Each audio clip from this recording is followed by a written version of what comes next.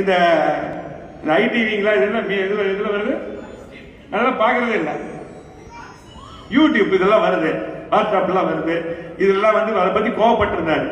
வேற எண்ணெயில அப்படி போடுறாங்கன்னு சொல்லி போட்டு, அதாவது இதுக்கு வந்து பாத்தீங்கன்னா நீங்க பாராட்டணும். யாரை பாராட்டணும்னா திமுக ஐடிவிக்கு பாராட்டணும், பாரதிய ஜனதா கட்சியோட ஐடிவிக்கு பாராட்டணும். அதாவது இல்லாத இருக்கிற மாதிரி காமிக்கிறதுக்கும் இருக்கிறது இல்லாத இவங்கதான் திமுக கூட. அது பாத்தீங்கன்னா தெரியும் யாரு இது பண்ணிருக்காங்க சொல்லி நம்ம ஐடிவிங்க தம்பிகளை எடுத்து சொன்னாங்க. அவங்களே பதிலும் கொடுத்தாங்க. இதை போய் நம்ம பேசுறதே நம்ம நேரம் வேஸ்ட் நினைக்கிறோம். அதாவது திமுக அண்ணா திமுக கொண்டு சேருமா? சேராதில்ல. காங்கிரஸ் பிஜேபி கொண்டு சேருமா? அப்ப இதை பத்தி நீங்க பேசிட்டு இருக்கிறீங்க. இதெல்லாம் போய் இது வந்து பாத்தீங்கன்னா இது உங்களை பேச வைக்கிறதுக்காக செய்யறது இல்லையா? இதை பொறுத்தளவுக்கு அதாவது அம்மாவுடைய பிறந்த நாள்ல நான் கிட்டத்தட்ட 30 ஆண்டுகளுக்கு மேலாக நானே ரத்தம் கொடுப்பேன். விபத்துல காயப்பட்டவங்களுக்கு இந்த ரத்தம் போய் சேரணும். அம்மாவுடைய பிறந்த நாள்ல புனித பிறந்த நாள் ரத்தம் போகணும்.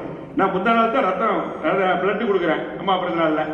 அடுத்த நாள் பார்த்தா நான் வந்து இந்த எண்ணெய் போடுறாங்க, தங்கமணிக்கு போடுறாங்க, போடுறாங்க. இதெல்லாம் என்னன்னா அதாவது இது வந்து அதிமுக பொறுத்தளவுக்கு நம்முடைய தாய் வீடு, நம்முடைய கட்சி. எல்லாரும் தாய் வீட்டுக்கு தான் வருவாங்க, யாரும் தாய் வீட்டுக்கு போக மாட்டாங்க.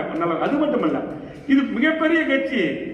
அதாவது கிட்டத்தட்ட உலக அளவில் 7வது இடம். இது 2 கோடி உறுப்பினர் வச்சிருக்கோம். நம்ம கட்சி, நம்முடைய வீடு, நம்முடைய கட்சி. இந்த கட்சியில நம்மளை வந்து பாத்தீங்கன்னா ஒரு சாதாரண குடும்பத்தில் இருக்கிற நம்மளை எல்லாம் ஒரு எம்எல்ஏவாக ஒரு அமைச்சராக ஆக்கி அழகு பார்த்தது அம்மா அவர்கள், எம்ஜிஆர் அவர்கள். இந்த கட்சியில இதெல்லாம் பதிலே நம்ம சொல்லக்கூடாது. அது மட்டுமல்ல, இன்னைக்கு ஒரு 3% 4% இருக்கிற பாரதிய ஜனதா கட்சி நம்ம போய் சேர்ந்து போடுறாங்கனாலே அது போய் நம்ம பதில் சொல்லணுமா?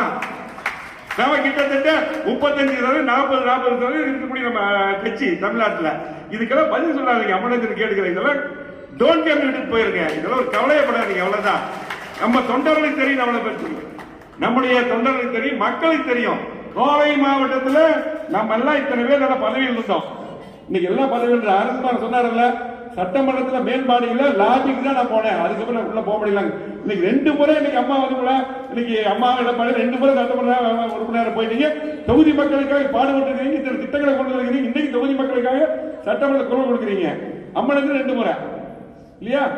இதுக்கு மேலே நாங்கள் நம்மளாம் மேம்பாடுன்னு பார்த்துட்டு இருந்தோம். இன்னைக்கு நம்மளும் 4வது முறை. நம்முடைய கந்தசாமி 2 முறை, நம்ம ஜெயராம். இதெல்லாம் வாய்ப்பு கொடுத்து நம்முடைய கட்சி. இதுக்கு வந்து இந்த கட்சியை வந்து இந்த கட்சியிலிருந்து ஒரு கிட்டத்தட்ட ஒரு 3% 4% பாரதிய ஜனதா கட்சியில் வந்து போல. அதே போல நிறைய பாத்துங்க பொதுமக்கள்கிட்ட.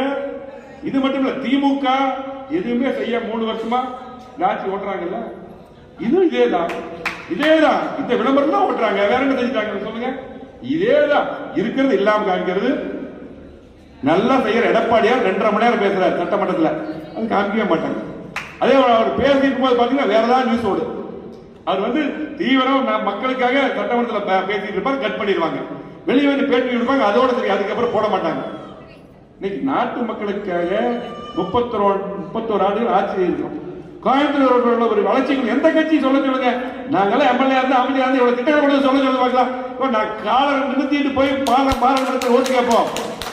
பாராளுமன்றத்தில் காலர் நிமித்தி நெஞ்சு நிமித்தி ஓட்டு கேட்கிற தகுதி எங்களுக்கு மட்டும்தான் இருக்குது. ஆகவே இதுக்கெல்லாம் பதில் சொல்ல வேண்டிய அவசியம் இல்லை. அம்மனுக்கு பேசுகிறது நான் பேசுறேன்.